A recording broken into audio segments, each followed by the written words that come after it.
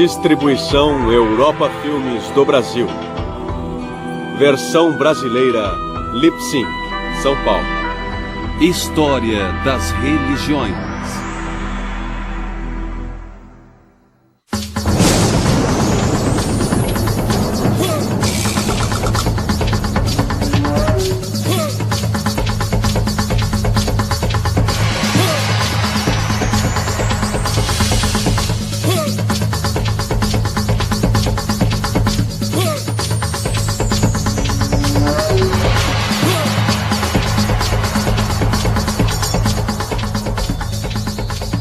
Religiões de pequenas sociedades. Com o silenciar dos canhões ao fim da Primeira Guerra Mundial em novembro de 1918, o presidente norte-americano Woodrow Wilson se pronunciou. Ele queria que as nações da Europa Oriental e de outras regiões se tornassem independentes, e ele foi o grande propagador da ideia de nacionalismo. Os movimentos nacionalistas na Ásia e no resto do mundo alcançaram um sucesso quase universal. Surgiram estados nacionais por todo o mundo. Essa reorganização do globo excluiu muitas sociedades minoritárias. Tais sociedades são comumente tratadas com desdém pelas maiorias. Elas produzem pouca literatura relevante, mas são importantes para a história das religiões humanas. E sua vivência espiritual é, com frequência, profunda. Muitas das pequenas sociedades do mundo ainda vivem da caça e da coleta. Outras são voltadas para a agricultura e o pastoreio. Cercadas por poderosas indústrias e sociedades tecnológicas, essas minorias são ameaçadas de extinção ou assimilação enquanto perdem a terra que provê sua subsistência. Essas pequenas sociedades também fornecem pistas valiosas sobre as várias fases do passado da espécie humana. Antes do crescimento das cidades por volta de 5.000 anos atrás, no Oriente Médio, onde hoje se localizam o Egito, o Iraque e a Síria, a humanidade vivia como as pequenas sociedades de hoje, centradas na cultura oral. Isso foi antes de a agricultura avançar o bastante para conseguir produzir o excedente para suprir as cidades. Há relativamente poucas sociedades pequenas na Europa e na região do Oriente Próximo, porque o cristianismo e o islamismo têm dominado essas regiões desde tempos antigos. Apenas o Ártico europeu ainda é uma exceção, mas apresentaremos alguns exemplos das antigas religiões pré-escrita da Europa, dentre os vários lugares e povos com os quais iremos nos deparar. Cada uma dessas sociedades tem sua própria maneira de pensar e sua própria experiência particular. Quer andem sobre o gelo, caminhem pela floresta, atravessem o deserto ou vagueiem pelas savanas. As sociedades pequenas têm um elo especial com o seu meio ambiente.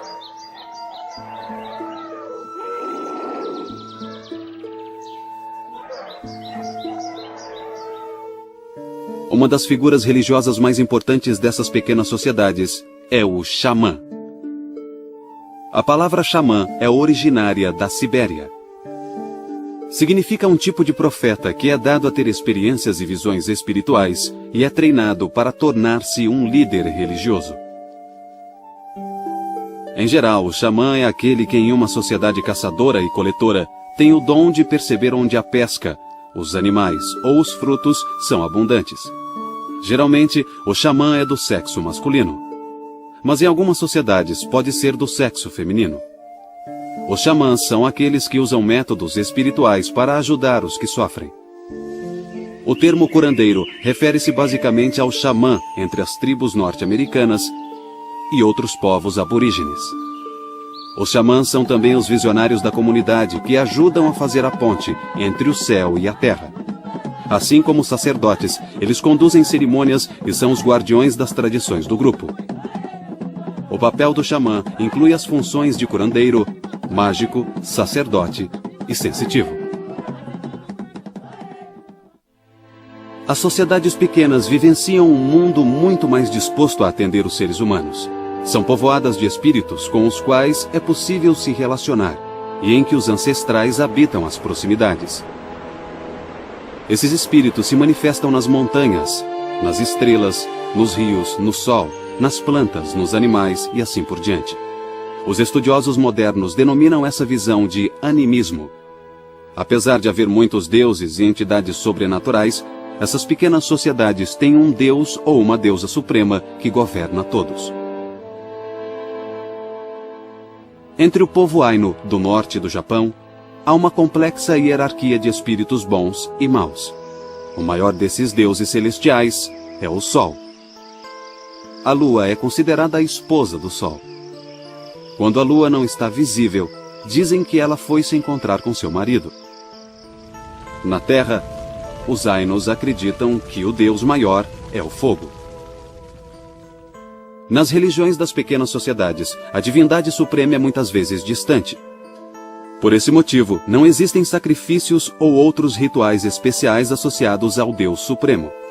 O mais provável é que entidades menores se preocupem com os homens e os animais.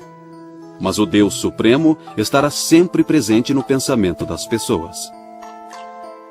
Os deuses e espíritos das pequenas sociedades também podem ser almas de algum objeto material da Terra. Significa que o Deus do Fogo reaviva o fogo, onde quer que ele exista. O Deus Urso vitaliza os ursos. O Deus do Mar vitaliza o mar. Na verdade, cada manifestação terrestre de um Deus expressa o espírito daquele Deus. O Deus Supremo tende a ter certas características em quase todas as culturas, em particular nas pequenas. Primeiro, o Deus Supremo não é associado ao culto ritualizado, pois acredita-se que esse Deus seja indiferente aos seres humanos. Os humanos são criados, cuidados, recompensados e punidos por divindades menores. O Deus superior habita um reino celestial e normalmente não desce à terra. Acredita-se que ele ou ela resida nas regiões mais altas do céu, não tendo assim contato direto com seres humanos. As pequenas sociedades tradicionais pelas quais circula o xamã contêm forças poderosas que inspiram medo e alegria, atração e repulsa. Em resumo, forças que inspiram temor. O mundo religioso das pequenas sociedades, um mundo de xamãs, divindades menores, de um Deus superior, ancestrais sempre presentes, de espíritos animísticos e mortos-vivos, apresenta uma realidade que é bastante diferente daquilo a que estamos acostumados. Nas sociedades modernas, os homens são vistos em contraposição à natureza. O mundo natural é desprovido de um Deus. Temos que exercitar nossa imaginação. Temos que imaginar que os deuses vivem à nossa volta. No trovão, nas árvores, nos rios e nas montanhas, nos ursos e nos leopardos. De certo modo, não é fácil imaginar os deuses sob as luzes das ruas iluminadas pela eletricidade gerada por energia nuclear. Nas cidades iluminadas, não enxergamos as estrelas. O mistério e o poder divino são mais difíceis de encontrar no mundo moderno que iluminou a noite, viajou até a lua e curou as principais doenças. Em muitas pequenas sociedades, o xamã é uma figura de elite, atraído para sua profissão pela hereditariedade ou pelo fato de ele ter tido uma visão ou sonhos repletos de significado. A visão pode ter sido induzida por práticas ascéticas, tais como se submeter ao frio ou calor intenso. Por exemplo, chalés para suar são utilizados no norte da Europa, na América do Norte e pelos povos da Sibéria. É um tipo de tenda ou cabana, onde se colocam pedras aquecidas. São os precursores da sauna que os ocidentais modernos desmistificaram e converteram em um instrumento para alcançar o bem-estar físico. Todo xamã deve demonstrar grande talento visionário. Entre muitos nativos da América do Norte, existe a tradição fortemente arraigada na busca da visão, em que um jovem sai para viver sozinho em um local selvagem e de grande significado espiritual. Aqui, o aspirante a xamã espera que um sonho ou visão legitime seu potencial visionário. Durante o treinamento, o xamã também recebe orientações sobre remédios e plantas, aprende técnicas para afastar a morte ou ressuscitar um morto. As aventuras oníricas do xamã também o levarão a conhecer outros mundos. e isso lhe dará segurança em sua futura vocação. Ele agora é curandeiro, e é também o que os gregos chamavam de psicopompo, ou condutor das almas. O deus grego Orfeu, músico divino, capaz de encantar aves, animais, humanos e deuses, desce às regiões abissais para resgatar sua esposa, Eurídice, que morreu picada por uma cobra. Ele tem permissão de trazê-la de volta ao mundo dos mortais, desde que ele a conduza e ela o siga. Mas existe uma condição fatal. Orfeu não deve olhar para Eurídice durante o trajeto. A despeito da ordem, ele olha para ela no último momento e a perde para sempre. Em inúmeras culturas, os especialistas sagrados também usam máscaras.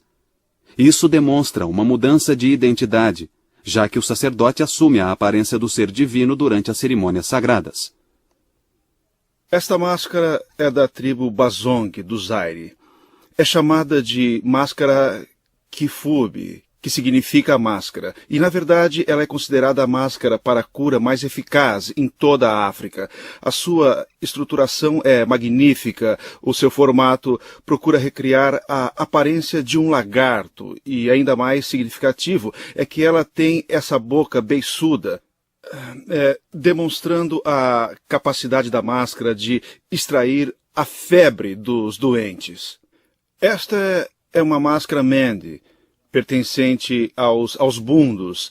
Esta é uma das poucas máscaras criadas exclusivamente para as mulheres usarem. Há pouco tempo, ao descrever estas máscaras, nossa tendência era pensar que a fisionomia do rosto era aquela que agradaria esteticamente aos maridos das mulheres Mende. Mas, entretanto, sabemos hoje que a testa larga não é um defeito físico, ao contrário, representa a grande imaginação e inteligência das mulheres. O rosto delicado procura mostrar, comparado à fronte larga, que a beleza do rosto, a inteligência e a imaginação, elas devem ficar em equilíbrio. Assim, de um modo geral, a vestimenta do xamã é um símbolo de sua ligação íntima com as forças sagradas do mundo. A vestimenta mostra como os deuses e os espíritos são representados. Em muitas civilizações, buscamos as imagens de deuses e santos nos templos. Mas neste caso, é como se o xamã fosse o templo. Podemos ainda acrescentar que nem toda a elite espiritual preenche o papel completo do xamã, mas alguns elementos do padrão xamânico estão presentes num grande número de sociedades. Às vezes há um profeta visionário que não se envolve com processos de cura, mas faz a ponte de comunicação entre espíritos e seres humanos. Um sacerdote realiza cerimônias, mas não tem necessariamente a mesma vivência e prática em questões de experiência religiosa. Há muitas explicações de como o cosmos supostamente surgiu. Talvez a descrição mais frequente seja de que o mundo surgiu de uma espécie de vazio ou nada, trazido à vida por um criador ou criadores. O povo Selknam, que vive na Terra do Fogo no extremo sul da América do Sul, acredita que o Ser Supremo, Temalkel, criou o céu estrelado e a terra sem forma. Então, uma divindade menor surgiu e criou a espécie humana. Os Selknam acreditam que esses povos antigos não morreram. Para eles, a morte era um sono lindo do qual uma pessoa revitalizada ressurgiria e envelheceria novamente. Quando alguém quisesse desistir dessa sucessão de vidas, ele poderia se tornar outra entidade, como uma estrela, uma gaivota, um leão marinho ou uma montanha. Mesmo após a criação, a plena condição humana não se realiza até a morte surgir no mundo. E os mitos tentam explicar isso também. É comum acreditar que alguma escolha ou ação dos primeiros seres humanos trouxe a morte para o mundo.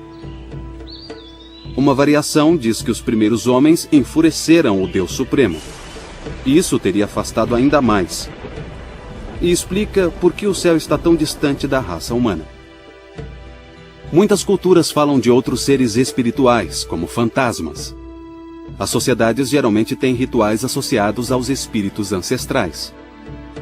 Esses rituais são geralmente descritos como adoração aos ancestrais, mas a expressão é de certa forma inadequada.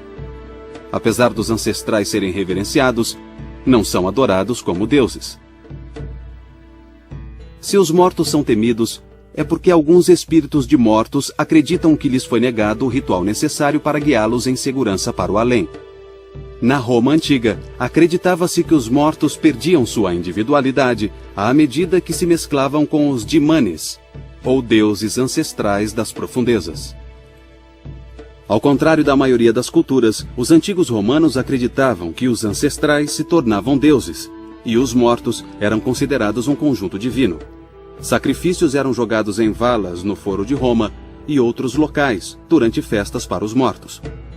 As valas eram um meio de comunicação com as profundezas de forma bastante literal.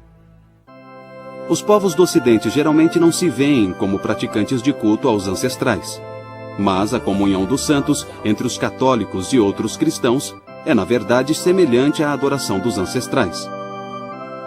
Os católicos romanos falecidos são considerados integrantes da Igreja Maior, a Igreja Universal, que acolhe os que têm vida eterna, cuja fé os levou à presença de Deus. Em época diferente, em outra parte do mundo, existe o sacrifício do urso do Ainu, o povo aborígene que habita o extremo norte do Japão. Frequentemente eles engordam e mimam um filhote. A aventura de capturar essa cria é oferecida ao jovem Ainu e seus esforços lhe conferem valentia. O filhote pode até ter sido criado dentro de casa, mas quando se torna grande, bruto e com as garras afiadas, ele é preso em uma jaula resistente. Ali, o urso será preparado para o momento mais importante de sua vida, sua própria morte. O sacrifício de animais geralmente está associado ao ato de comer, talvez porque seja comum associar o fogo aos atos de sacrifício. De acordo com o pensamento simbólico, o fogo ajuda a conduzir as coisas para o alto. É comum imaginar que os deuses habitam o céu e que são invisíveis. Assim, é bem apropriado queimar os objetos para que sua essência seja enviada na direção do reino divino. Aqueles que fazem o sacrifício renunciam a algo valioso. Como qualquer presente, perde o significado se não tiver valor. Geralmente, o sacrifício é oferecido para influenciar o humor do espírito, mas pode ser que o ofertante acredite que seja devido. Os sacrifícios são realizados para que determinado Deus se mantenha bem relacionado com quem faz o sacrifício. Algumas oferendas são feitas para trazer chuva ou colheitas férteis, ou vitória numa batalha. Assim, os sacrifícios cobrem mudanças naturais e eventos materiais que beneficiam o indivíduo ou o grupo. Eles podem auxiliar nas mudanças sociais ou podem expiar algum pecado ou quebra de tabu. Até recentemente, alguns povos realizavam sacrifícios humanos. Isso pode incluir elementos de canibalismo por motivos bastante óbvios. Assim como o consumo de carne animal é visto como algo que fortalece quem a consome, comer a cabeça ou o coração do chefe inimigo pode transferir sua coragem e força a quem o matou e a seu grupo. Os sacrifícios humanos eram comuns na América Central, por exemplo, entre os astecas, caribenhos e outros. A lógica dessa prática era a de que a oferenda era bastante valiosa ou poderosa. Os astecas tratavam a vítima de sacrifício com muito respeito e lhe ofereciam uma ótima vida enquanto ela durasse. Os astecas também acreditavam que o jovem a ser sacrificado se tornaria um deus após sua morte. Portanto, os rituais, privilégios e honrarias oferecidos pretendiam reconhecer ou conferir status de divindade ao futuro Deus em sua passagem desta vida para a outra. Como já vimos, nem todo sacrifício envolve a matança de homens ou animais. Vários envolvem plantas ou até presentear com artefatos. O importante é o valor da oferenda. E nem todos os rituais implicam em sacrifícios. Como já vimos, o xamã também é curandeiro, e essa função requer certos rituais. Outros ritos antigos que persistiram nas sociedades indígenas incluem formas de magia, manipulação de forças sagradas inerentes ao mundo natural, métodos de cura através de curandeiros e curandeiras, magia, adivinhação e o uso de oráculos. Na verdade, parece que uma variedade de práticas similares espalhou-se um dia pelo mundo, produzindo um conjunto de diversas religiões com vários temas em comum. Tal sistema aparentemente se espalhou pelo mundo todo antes e durante o surgimento das grandes civilizações urbanas. Antropólogos e demais estudiosos têm debatido muito sobre as diferenças entre magia e religião. A distinção é muitas vezes difícil de ser feita.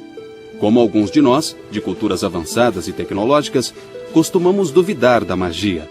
Geralmente não percebemos que a fórmula mágica é muito razoável dentro de uma visão de mundo onde não há concepções científicas modernas. A magia costuma empregar fórmulas sagradas, como orações.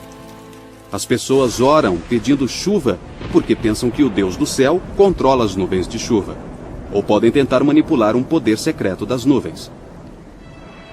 Em algumas sociedades, acredita-se que determinada fórmula traz chuva com ou sem a vontade do Deus da chuva. A adivinhação inclui a noção de que semelhante afeta semelhante. Quando se observam práticas adivinhatórias, é preciso considerar a energia que está por trás. É preciso entender que o método de adivinhação, seja lendo tarô, ou runas, ou ossos de galinha, ou gotas de sangue, como os adeptos de santeria faziam no passado, tudo isso são apenas meios de acessar essa energia. Então você não está realmente lendo o instrumento, está interpretando a energia por trás dele. A prática da adivinhação é um meio de se conectar com o espírito ou consciência universal ou Deus, como quiser chamá-lo, e obter maior conhecimento sobre uma questão específica. Para tentar adivinhar, as pessoas geralmente fazem uma pergunta e realizam uma ação física, como jogar uma pedra. Se a pedra cair para um lado, a resposta é sim. Se cair para o lado oposto, a resposta é não. Tais recursos de adivinhação são amplamente conhecidos. Pode ser importante nas tradições bem arraigadas, como nas cartas de tarô.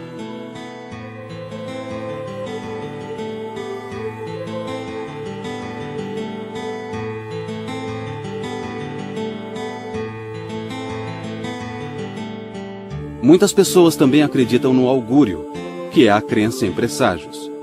Nesse caso, visões ou sons, tais como os de pássaros, podem ser indicadores de algum evento futuro. Os rituais de magia muitas vezes incluem a prática de bruxaria. Se uma pessoa sofre um infortúnio ou adoece, isso pode muito bem ser atribuído à ação maligna de uma bruxa. A arte da adivinhação, isto é, a leitura de oráculos, presságios e profecias, comumente inclui a tentativa de identificar o malfeitor para reverter o mal. Alguns autores ocidentais fazem uma clara distinção entre magia negra, que envolve intenção maligna, e magia branca. Muitas pessoas fazem uma distinção entre magia branca e magia negra. Magia é magia. Não existe absolutamente nenhuma diferença. Para mim, a magia é exatamente igual à eletricidade. A eletricidade flui pelo caminho mais curto. A magia tem seu próprio caminho e seu próprio fluxo. Como esse fluxo é direcionado ou aproveitado, determina se a magia está ou não sendo usada para o bem maior ou servindo aos propósitos individuais de alguém. Tudo depende da intenção com que é manipulada. Se ela for direcionada para prejudicar alguém e esse mal beneficiar diretamente uma pessoa, a maioria das pessoas a rotularia de magia negra, enquanto a magia branca tem por finalidade curar, usar a mágica para curar. Mas, na verdade, depende de como você a usa. Por exemplo, o martelo é só um martelo. Podemos usá-lo para bater um prego ou afundar o crânio de alguém. E com a magia é a mesma coisa. A palavra witch, bruxa, origina-se da palavra anglo-saxã Wicca e significa aquele que é sábio. Wicca não é satanismo. Não comemos criancinhas, não sacrificamos pessoas nem animais. Muitos dos estereótipos de hoje surgem diretamente do que foi divulgado por Hollywood. Wicca é uma religião de culto à terra, naturalista, que honra as duas faces da divindade, o deus e a deusa. E os seguidores de Wicca honram a terra. A bruxaria incorpora uma crença chamada de causalidade análoga. Uma pessoa pode influenciar outras através de meios naturais, tais como espetar uma boneca que se parece ou tem certa semelhança com a vítima em questão. Isso é o que muitas pessoas conhecem como boneca ou boneca de voodoo. A tradição voodoo utiliza bonecos que representam a pessoa contra quem o trabalho é feito e tem uma série de conotações negativas. Mas algo dessa natureza não serve apenas para prejudicar alguém. Pode também ser usado para curar, que era a sua função original. Usa-se isso para focalizar e representar a pessoa que necessita de tratamento e colocar pedras ou qualquer coisa tangível para visualizar a cura. Então, é preciso dizer que há muitas conotações positivas, além de negativas. Geralmente, quando pensamos em religião, a moralidade não está muito distante. Então, é surpreendente saber que nas sociedades pequenas há pouca ou nenhuma ligação entre religião e moralidade. Nem mesmo os deuses agem sempre de maneira muito nobre.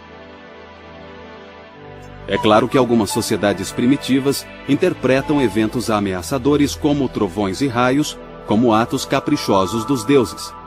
Às vezes, esses eventos são interpretados como punição por alguma transgressão humana ou, talvez, por violar um tabu. Eventos ameaçadores também são interpretados como vingança divina, que é uma motivação divina que tem pouco ou nenhum mérito moral. E é preciso lembrar que nem todos os espíritos são vistos como bons. Portanto, seriam atos malignos ou hostis de outros espíritos nessa ampla sociedade formada por pessoas, ancestrais e deuses. As decisões morais refletem um sistema de crenças que é normalmente derivado de uma tradição religiosa ou de algum substituto secular de fé religiosa. Assim, não deveria ser surpresa que diversos grupos indígenas considerem a moralidade, os costumes e os tabus como parte de uma visão de mundo mais ampla, que inclui o que hoje conhecemos como religião. A questão é que, para a maioria dessas sociedades, é o comportamento inadequado que ameaça o grupo. Geralmente, as sociedades também condenam as ações que possam ameaçar ou enfraquecer a comunidade. Mas numa pequena sociedade com seus ancestrais e deuses, não é fácil distinguir as normas socialmente definidas das religiosamente definidas. As pequenas sociedades seguem várias moralidades sexuais. Existe o casamento arranjado, o casamento por sequestro, o casamento temporário, a coabitação pré-marital e, em alguns grupos, até mesmo casamentos entre irmãos e irmãs. Um grupo pode ser poliândrico, no qual a mulher tem vários maridos, ou pode ser polígamo, no qual o homem tem várias esposas. As pequenas sociedades sobreviveram em ambos os casos. Enquanto o adultério seja quase sempre banido e cause conflitos em algumas sociedades, há sociedades em que a esposa é oferecida ao hóspede, como entre os inuites. Os ocidentais criticam severamente o que chamam de ética primitiva, porque ela abrange práticas como o canibalismo e o sacrifício humano, apesar de serem poucas as sociedades que as praticam. A noção de sacrifício que os primeiros missionários cristãos consideraram abominável entre os africanos, que seria o sacrifício humano e o animal, basicamente não tem muita diferença entre o ato de sangrar uma galinha e consumir o vinho, que simboliza o sangue do Salvador crucificado. Ao converter as pessoas à fé cristã, os missionários achavam que estavam elevando-as à civilização. O comportamento ocidental perante populações nativas nem sempre confirmou sua suposta superioridade moral. Indígenas vulneráveis foram exterminados indiscriminadamente. Terras foram roubadas. As mulheres nativas foram forçadas ao concubinato. Tudo isso dificilmente deu aos indígenas um senso elevado de ética ocidental. Práticas como a comunhão com os espíritos ancestrais são perfeitamente lógicas para muitos membros dessas pequenas sociedades, devido à sua visão de mundo e à sua concepção do significado do sacrifício. Para entender suas crenças e práticas, é preciso penetrar em seu mundo moral com compreensão e imaginação. Mas às vezes nossa empatia é bloqueada pelo preconceito que prevalece na cultura ocidental, e que afirma que as crenças e práticas dos povos indígenas são, de certa forma, supersticiosas e ultrapassadas. A própria ideia de superstição é questionada, porque muitas religiões adotam crenças que não podem ser testadas ou confirmadas por métodos racionais. A palavra superstição tem raízes latinas, que significa estar acima ou além.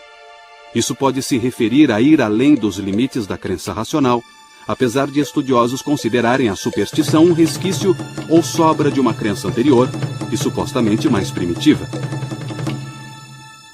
Quanto a ser ultrapassada, algumas sociedades há muito consideram que a Terra e a vida humana são altamente interrelacionadas e integradas, uma ideia que combina com a ética ambiental moderna. Seria então melhor não concluir precipitadamente que as crenças e os rituais de outros povos são simplesmente arcaicos ou supersticiosos. O totemismo, que deriva da palavra totem, é uma palavra mista utilizada pelo povo Ojibwa e pelo povo algonquino da América do Norte. O totemismo identifica o clã com um objeto, como um animal, ou talvez com um fenômeno natural, como o sol ou a chuva. Os grupos têm uma relação especial com seu totem, e isso reforça o seu senso de solidariedade. O clã totêmico geralmente é exogâmico, ou seja, seus membros se casam fora do clã. Assim ocorre uma evolução natural de crenças religiosas e lealdade como resultado desse tipo de casamento. Um traço de totemismo na Europa é encontrado num clã irlandês conhecido como Connelly, cujos membros supostamente se transformaram em focas no passado. Disse que esse clã teme matar ou comer uma foca. Tal incidente certamente traria má sorte. Um aspecto importante da religião na pequena sociedade está nos ritos de passagem que marcam mudanças significativas na vida de uma pessoa e em seu relacionamento com a sociedade. As transições mais importantes são o nascimento, a puberdade, o casamento e a morte. Cada passagem é identificada de acordo com os costumes, tradições ritualísticas e poderes conferidos aos anciãos, xamãs, sacerdotes e assim por diante. Tudo isso é organizado para assegurar a estabilidade do grupo. Muitos povos acreditam que um tipo de morte é vivenciado durante essas transições vitais. A pessoa supostamente morre para a vida anterior antes de renascer em uma nova vida. Vida e morte são um estado de renascimento. Um não é melhor do que o outro. Um nascimento é igual ao outro, e assim a morte é apenas um estado de renascimento. A vida e o espírito do homem nunca deixa o universo. É uma expressão universal, é uma aura, uma energia que se entrelaça com todas as coisas. Assim, a estrutura física deve descansar, pois a vestimenta física é como uma roupagem, ela se desgasta. E através de energias diferentes que temos que suportar, nós sabemos quando chegou a hora de deixar o corpo físico e partir para o celeste. A primeira iniciação vem depois do nascimento, quando a sociedade incorpora ritualmente um novo ser humano no seio da comunidade. A cerimônia tem um significado social e um significado sagrado. Socialmente, a nova pessoa é admitida à sociedade. Se tudo correr bem, ela será iniciada na vida adulta, se casará e, por fim, passará para a vida após a morte. Espiritualmente, considera-se que a criança foi submetida e mergulhou na correnteza dos vivos, ou seja, nas águas da vida. Entretanto, dentre todos os rituais de passagem, o mais importante é o que se segue à morte. Muitos, se não todos os povos indígenas, acreditam na sobrevivência de ancestrais e as cerimônias fúnebres garantem passagem segura para a outra vida, quando então poderão se reconectar à comunidade terrena. De certa forma, continuarão a integrar a sociedade terrena. Assim, para os povos indígenas, o funeral é menos o fim e mais uma iniciação para o outro mundo. Os rituais de passagem ajudam a manter a estabilidade e a ordem na comunidade. De modo geral, as sociedades que têm uma dimensão ritual mais rica e complexa precisam de especialistas para executar esses rituais, ou seja, os sacerdotes. Por exemplo, os sacerdotes são necessários para empossar o chefe, cuja autoridade é legitimada pelos rituais que lhe dão novos poderes. Os rituais são parte importante dos costumes e da lei, e estabelecem funções especiais ou mudanças de status que devem ser respeitadas de forma a propiciar estabilidade social. Para os jovens, as iniciações impõem disciplina e até mesmo rigor para prepará-los para as privações da vida adulta. Existem muitas fases na vida de um pagão ou de uma bruxa que são celebradas de acordo com as tradições Wicca, tais como o ritual de passagem, quando um adolescente abandona a adolescência ou a infância, atinge a vida adulta e assume certas responsabilidades. O rito de passagem o posiciona dentro da comunidade e ele passa a integrar e ser responsável perante ela. Hoje, estamos diante do deus e da deusa, e com esta Artemísia eu defumo tanto o corpo, quanto a mente e o espírito, porque hoje você passa diante da inocência e da infância e cruza o limiar da feminilidade.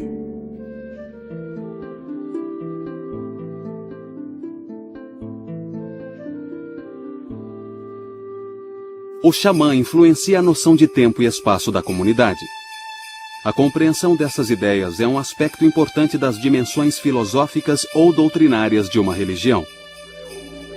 Os deuses atuam em um tempo mítico, algo que os aborígenes australianos chamam de período onírico, ou de sonho. O tempo mítico é como o tempo cronológico, mas não é exatamente a mesma coisa, assim como os confins do espaço não são como o espaço comum. Os deuses vivem e atuam ao nosso redor, mas eles também existem nesses hipertempos e hiperespaços. Já que se acredita que o xamã domina o tempo e o espaço ao viajar, ele é capaz de ligar o momento da criação ao presente. Como as religiões convergiram e se desenvolveram ao longo dos séculos, alguns dos temas antigos começaram a se desenvolver separadamente. A sociedade tornou-se mais diferenciada e vários aspectos da prática e da vida xamânica foram reformulados. O impacto mais profundo nas sociedades pequenas ocorreu durante o período moderno, quando a Terra foi dominada, primeiro pelos impérios e depois pelos estados nacionais. Quando as tribos habitavam regiões cobiçadas, eram simplesmente transferidas ou dizimadas. O tráfico de escravos deslocou muitos povos e destruiu grande parte de suas culturas. Quando o Império Otomano foi vencido e desmantelado após a Primeira Guerra Mundial, muitas terras árabes foram dominadas por potências europeias. Essa imensa revolução cultural atingiu mais duramente os povos indígenas. Retraídos em seu habitat, os povos indígenas sofreram muito com o choque da era colonial moderna. O colonialismo trouxe doenças estranhas, novas técnicas fantásticas e conhecimento, missionários, escrita, governos nacionais, novas religiões, novas medicinas e uma cosmologia muito diferente. Esperava-se que essas pequenas sociedades assimilassem tudo isso num período relativamente curto. A maioria dessas sociedades apenas conseguiu evitar ser absorvida por culturas maiores. Muitas delas ainda lutam para preservar as estruturas que têm dado sentido às suas vidas. Como o sistema colonialista chegou à África do século XX, ficou claro para o africano que não importava ele se converter ao cristianismo. De uma maneira ou de outra, ele seria privado das vantagens sociais e econômicas gozadas pelo cristão branco em seu próprio meio. De fato, um dos boatos mais comuns na África inteira na virada do século era o de que os colonialistas escondiam a Bíblia verdadeira do negro africano e, por causa disso, de certa maneira, ele não podia participar plenamente da cultura, da sociedade e da riqueza material do homem branco que vivia ao seu redor. Esse descontentamento gerou uma enorme leva de profetas e messias que surgiram do seio dos grupos africanos. Esta é uma tradição, é claro, que teve como auge o arcebispo Desmond Tutu, quando ele se manifestou contrário às potências colonialistas. Foi exatamente isso o que as primeiras figuras messiânicas e proféticas fizeram na África. Até o período colonial, as forças políticas deixavam os povos indígenas livres para seguirem seus costumes. Tratado de paz. Mas agora os regimes colonialistas queriam impor uma estrutura administrativa unificada e um padrão educacional uniforme. Essas mudanças, além das influências econômicas coloniais, exerceram um impacto profundo sobre os povos indígenas, seja na Sibéria, na Patagônia, Índia Central ou no território Zulu. As guerras e a perda de território causaram um grande trauma nessas sociedades. Às vezes, as profecias eram mais ternamente sugestivas. Foi o caso da famosa Dança do Fantasma. O profeta Uavoca, da tribo norte-americana dos Paiute, instruiu seus seguidores a dançarem num ritual típico. Apesar da mensagem de Uavoca ser pacífica, os movimentos da Dança do Fantasma geraram uma reação armada. Culminou na tragédia de Wounded Knee, em 1890, na qual 200 homens, mulheres e crianças da tribo Dakota foram mortos por tropas norte-americanas no novo estado de Dakota do Sul.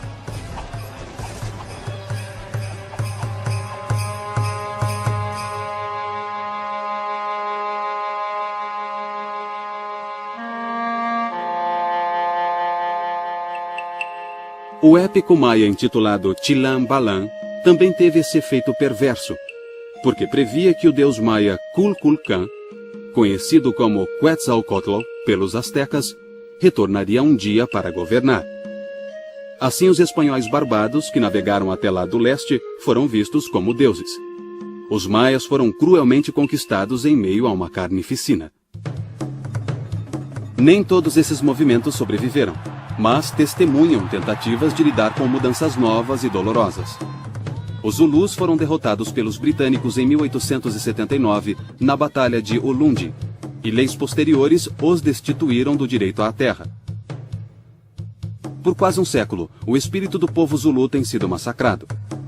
Mas é preciso lembrar que sinais de renovação, desespero e esperança ressurgem em todo o mundo entre os diversos povos ameaçados pela expansão ocidental. Em algumas pequenas sociedades indígenas, há um movimento superior aos movimentos religiosos por um amplo conceito de mobilização de todo um povo ou região cultural. Nessas regiões, as religiões multifacetadas de antes tenderam a se aglutinar. Novas vozes foram ouvidas entre os povos indígenas. A tendência emergente de agrupar imensas regiões culturais mostra o crescimento de uma autoconsciência entre os povos indígenas. Isso pode levar a uma concepção mais ampla e mais coletiva de suas religiões. Por exemplo, existe uma insistência crescente no interesse e na preocupação dos indígenas com respeito ao meio ambiente. A visão tradicional de que a natureza é animada pelos espíritos gera um impulso de cuidar da natureza como parceira. Os povos indígenas são especialistas em conviver com o seu meio ambiente. Eles sabem como viver em circunstâncias bem diferentes daquelas das nossas sociedades tecnológicas. Ao longo dos séculos, as grandes civilizações absorveram elementos de culturas indígenas mais antigas, transformando seus rituais em ritos que têm um novo significado. Apesar das similaridades imemoriais entre os povos mais antigos e os mais modernos, as influências modernas ainda podem ser avassaladoras. O xamã perde parte de seu poder quando a rena não é caçada, e sim arrebanhada por helicópteros visando lucro. O barco a motor é mais veloz que a canoa Dayak, e a antiga extração de leite dos Todas, nas montanhas Nilgiri, no sul da Índia, é substituída por métodos mais científicos de agricultura. A mesma integração da pequena sociedade a expõe a armas, bebidas alcoólicas, rádios e oportunidades de viagem. Isso não significa que as religiões indígenas irão desaparecer, embora algumas talvez desapareçam. Elas sem dúvida serão alteradas em parte ao se misturar com as grandes tradições, principalmente o cristianismo. Elas também serão reinterpretadas quando confrontadas pelas mesmas forças que levaram outras tradições a serem reinterpretadas. O significado individual delas pode se fundir a unirem forças ao redor do mundo para defender seus direitos e suas tradições. Mas ainda podemos aprender algo com elas. O naturalista americano Ralph Waldo Emerson disse bem: aquele que vaga pelas florestas percebe o quanto era natural para a imaginação dos pagãos encontrar deuses em cada bosque e em cada nascente. Para o pagão, a natureza não parece estar em silêncio, mas sedenta e ávida para irromper em música. Cada árvore, flor e pedra é investida por ele de vida e de caráter. E é impossível que o vento, que sopra um som tão expressivo por entre as folhas, não signifique nada.